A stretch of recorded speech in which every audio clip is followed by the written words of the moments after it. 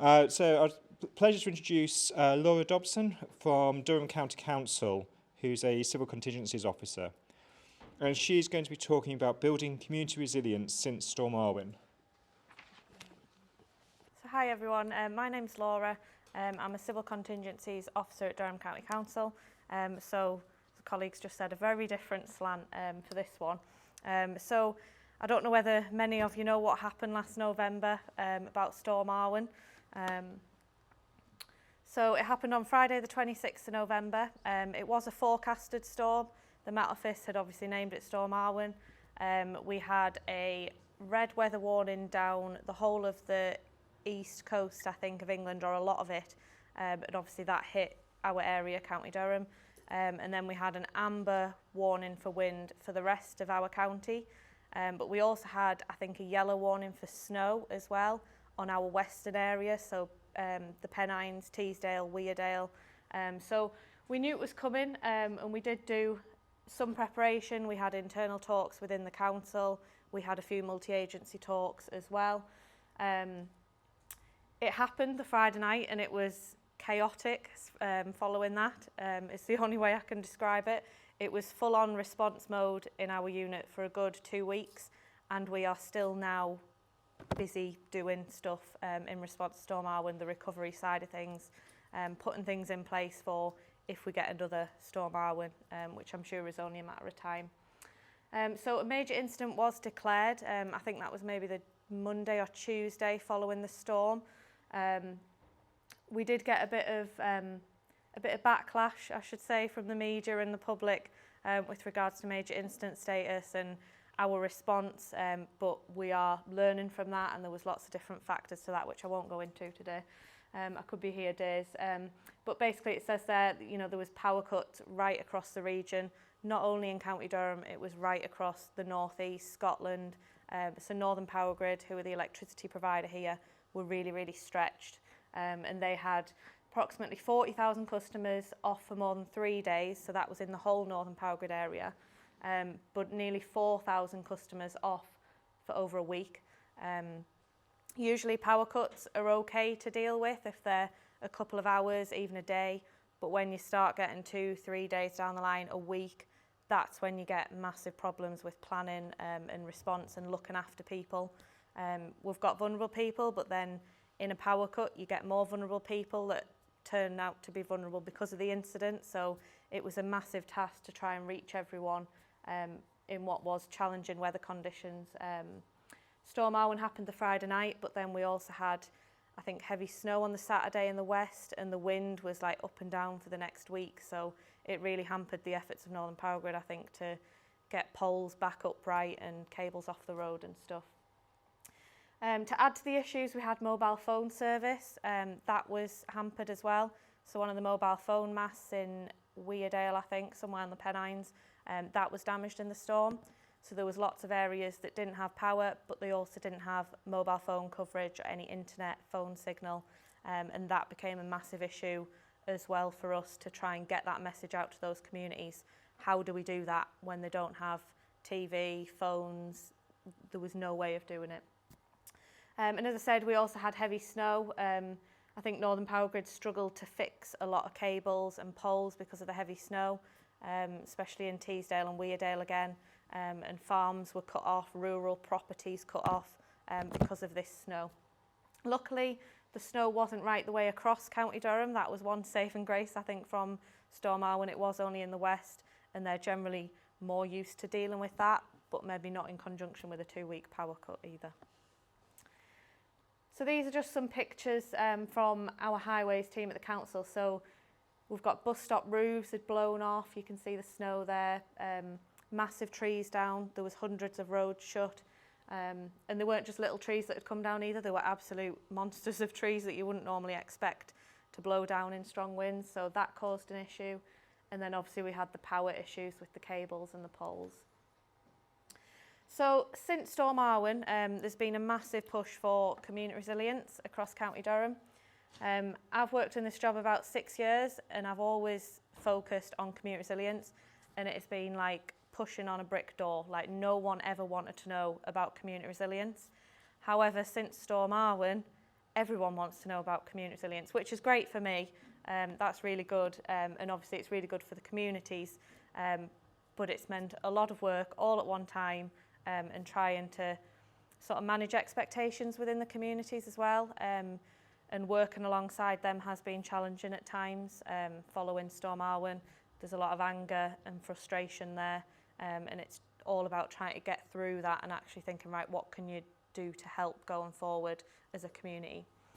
So this is the sort of stuff that we speak to communities about, so they don't normally realise that they're actually really useful in an emergency. They have all the local knowledge in the brains. They know Mrs. Cannybody up the street who might struggle to get out if there's heavy snow. They might know which roads flood if there's heavy rain. That's the information that we need to gather and put into a document or a community plan, which I'll go on to in a second. They're also there in the community there and then, so they can advise and warn people when something's happened. Usually between that time of the emergency services arriving and the incident starting, they're there, they're ready. There's things they might be able to do to help that response. They can look after people, they can support people, even a chat with someone over a cup of tea, that can mean the world to a lot of people in an incident. Using the local knowledge, as I said, helping to protect vulnerable properties. So I've worked with a few communities where they are at risk of flooding, and they have a stash of sandbags, aqua sacks that they can distribute out to residents and businesses that are at risk of flooding. As soon as they get a flood warning or an alert through, they can put them in place. And they can help with getting back to normality as well, so they can help with recovery, tidying up after the incident, but also helping mentally as well, I think, because these incidents are quite mentally draining for people. So what we've been doing since Storm Arwen, we've been promoting our community emergency plans. So I've been going out to numerous parish council meetings, community groups, and encouraging them to take up some sort of community resilience. So this is usually in the form of a community plan. So we can provide the template for that, which has sort of generic risks, but then I work with the communities to look through any specific risks for their certain area. They also identify things like any local village halls or community centres that might be useful in an emergency, but also any local skills and resources. So if there's anyone in the community that has a wheelbarrow, a shovel, little things like that, it's really simple stuff, but it's really useful to put down in a document so that if something happened, they're there and they can pick it up and they've got that information ready. Another key part of it is communication. As I said, in Storm Arwen, a lot of the communication failed, so they didn't have phone signal, they didn't have power. So it's looking at alternative ways to communicate, and unfortunately, there's not many of those. In Storm Arwen, we had to call on the military and they ended up door knocking people to check they were okay. That's not a great way of doing things because it's timely, it could be dangerous. So we try and think of other ways, but I think it's generally just checking on people and having that community spirit and trying to harness that. So I've visited around 40 groups since Storm Arwen, so quite a lot. And pre-Storm Arwen, I think I worked with about 7 groups, whereas now I think I've got about 40 on the list. So you can tell the amount of willingness to do this community resilience now. As I said earlier, I have struggled with some certain communities. I think they expect us as a local authority to do everything, and we can't do everything. There's only so many of us, we've only got so many staff, resources, and it's getting across to them that actually they need to take some sort of responsibility for themselves and for their families and their neighbours. And I went to a meeting the other week and there was a lot of volatility, frustration around Storm Arwen still, and it's nearly a year on. And I understand that, obviously it was terrible for them, but it's trying to listen to them. I think half the time you've just got to listen to their frustration and then actually turn it around, and it's gaining that trust with them, turning it around so that actually they do want to engage and they do want to develop these community plans and get that community resilience. as part, oh, I forgot about this slide. This is a really good example of a community plan. This one was actually set up before Storm Arwen in Lanchester, which is just other side of Durham. They did have a really big flood risk. They've had a lot of work done, so they don't get flooded as much now, but they do still suffer, I think, from surface water. That's run by the parish council, but they've also got a few volunteers from the community. So they all meet once a year, twice a year, go through the plan, check it's up to date, and obviously if they get an incident, they respond. They set it up in 2016 following another big weather incident that we had here, Thunder Thursday. If anyone can remember that, there's a few nods in the room. That was a massive, massive thunderstorm. I've never seen or heard anything like it. And that moved right the way through County Durham and flooded loads of places. So that was another incident that sort of kick-started a few community plans, this one included. We've had a live exercise as well in Lanchester. So we had helicopters and all sorts of bells and whistles, which was really good for the community to see what we can do. But that's a picture of their shed. So that's their emergency store. They have 2 of them, and they hold equipment like your sandbags, your shovels, high-vis vests, wind-up torches, stuff like that they can get out and use if they get an incident. And this is just something that I sort of encourage people to do while I'm talking to them about community plans. We sort of push the personal preparedness as well, taking that responsibility for yourselves and your neighbours. So having things like a grab bag, a bag ready to take with you if you're evacuated.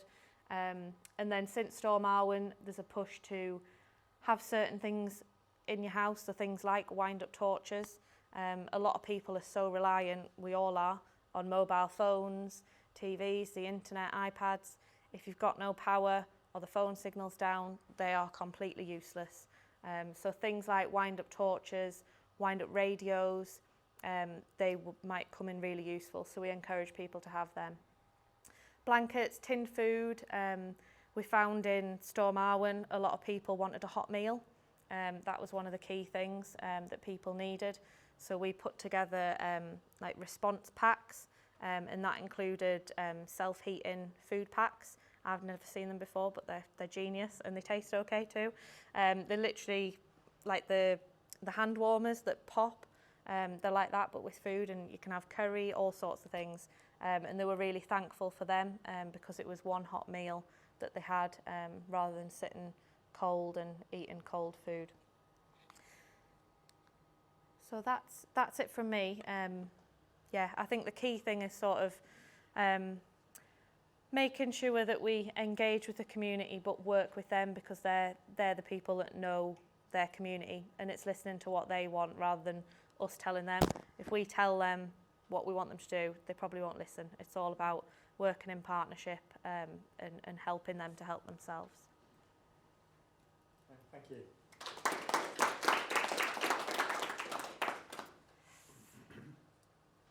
Okay. That was fascinating, thank you, Laura. The issue of communications, as you say, ends up being absolutely key. And what was been interesting, we've been hearing earlier today of people who are setting up early warning systems, and they're all relying on SMS messaging to convey information to people. And, you know, we just have got to the stage now where that's become an expectation, and when it goes. So the question, I suppose, is, are you aware of any initiatives to try and make mobile phone signals more resilient and power supplies, if it comes to that? What are people doing? Should we be having underground cables for power supplies rather than overhead, and so on? Good question. Thank you.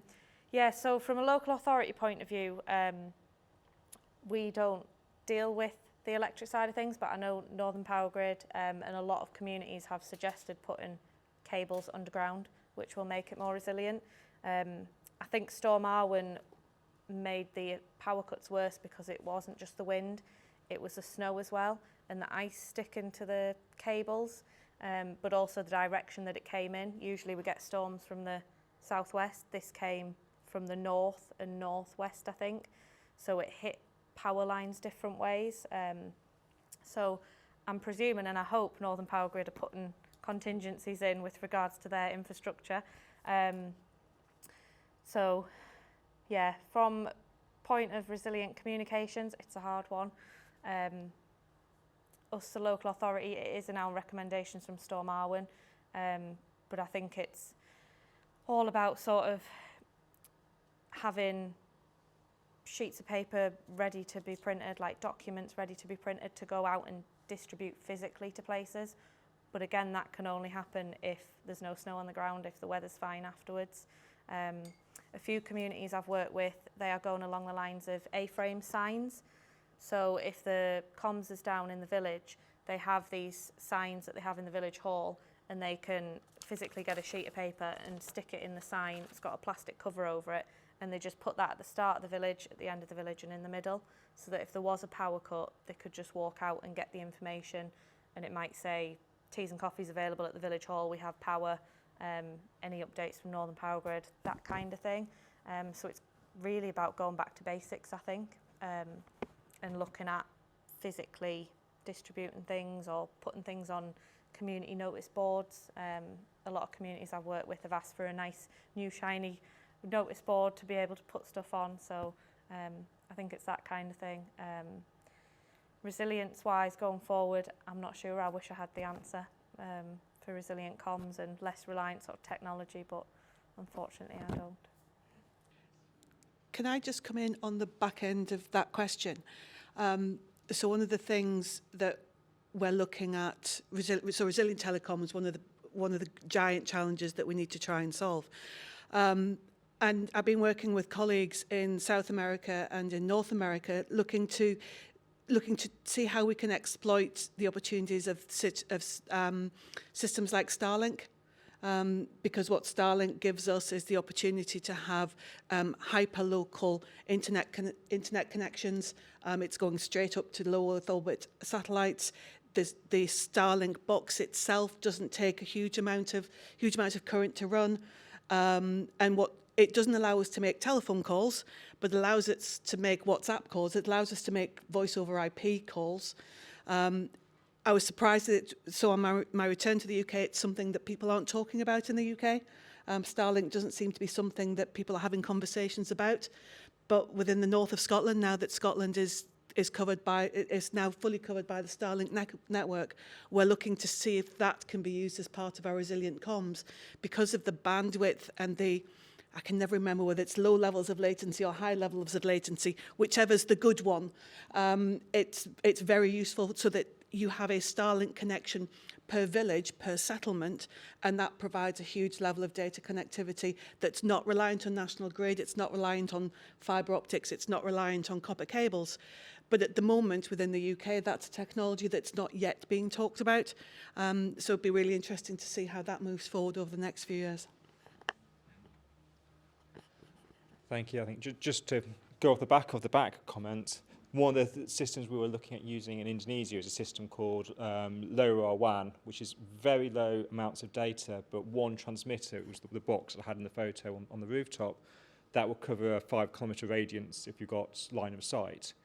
So to be able to get a message through to a receiver in a shop window to put up information on like e-ink, paper display or something, that's kind of where we were trying to get with that project if COVID hadn't got in the way. Thank you. Really interesting presentation. Used to these stories from the developing world, not from the developed. I'd be interested to know about the community groups. Are they organised? Do they have, say, first aid, rescue, relief groups within them? And who provides them with their capacity? Who does the training? Yeah, so community groups, we tend to go towards parish councils first, just because they have that structure in place, and they have things like GDPR, they know about that, and they know what data they can and can't collect. So the majority of them I work with, certainly in County Durham, are parish council led. There are a few community led ones though, or village hall led. They're a bit more complicated, and obviously they'll need a bit more training. to make them aware of things like GDPR, health and safety. So we do tend to go down the parish council route at the moment. With regards to training, we provide some. We got some funding from an organisation called Durham Community Action, and they provide a training on GDPR, health and safety, all of those dodgy subjects basically once you get into the realms of emergency planning and community and volunteers. So they provided some of that. We're currently looking at the Communities Prepared scheme, and that's a national scheme, and that has online training resources. But we're also hiring a new member of staff to work with fire stations in County Durham and Darlington, so that community members or community groups can go to the fire station, and that's where the training will be provided. But all of the training package and everything is already online and ready, but using fire stations as like a hub for that community group to collect and have the training.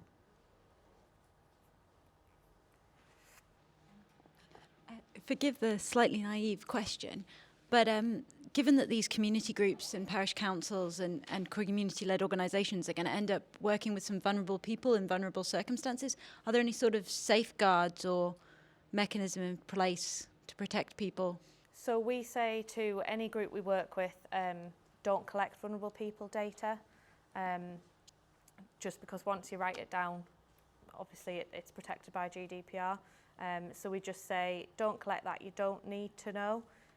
If you do know, just through living there, then that's fine, you can check on them. But generally we say just avoid that. We do suggest that if they want to find out if anyone wants to be called if there's an emergency, so we say checked on rather than if you feel you're vulnerable.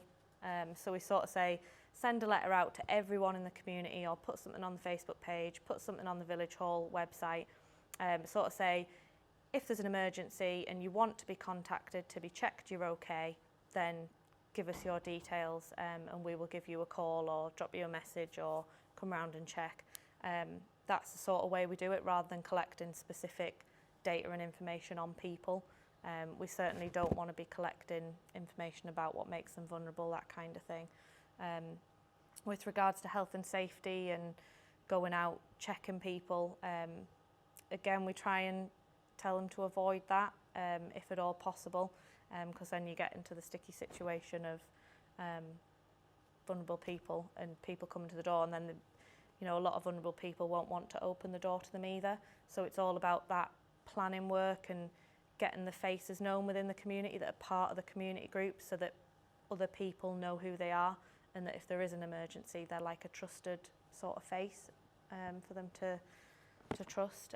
Again, it's a sticky subject and it's a hard one to tackle, but we just sort of say try and avoid it, and then you shouldn't come across any of those issues. Yeah, thank you very much. It's been so interesting to see the contrast in how things are handled here in comparison to the other things we've been talking about today. You can tell by the interest, it's a conversation that's probably going to carry on over coffee later. But thank you again.